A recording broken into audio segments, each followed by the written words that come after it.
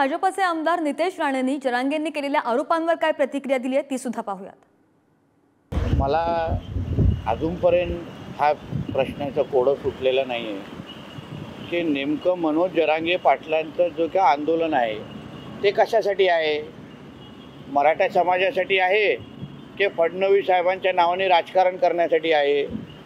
आता परत परत विचारण्याची वेळ आलेली आहे की नेमकं ह्यांचे स्क्रिप्ट येतो कुठून आहे। कारण का मराठा समाज राहिला बाजूला, मराठा समाजाचं हित राहिलं बाजूला, तुमचं जे काय सगळे सोयऱ्यांची जी मागणी आहे ती आज नाही तर उद्या सरकार काय ना काहीतरी तोडगा काढण्यासाठी प्रयत्न करेल ना।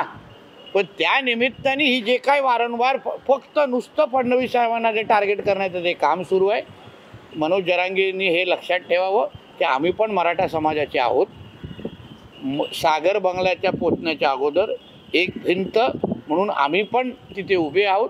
पहिले आमची भिंत पार करा आणि मग सागरपर्यंत पोचण्याचा विचार करा।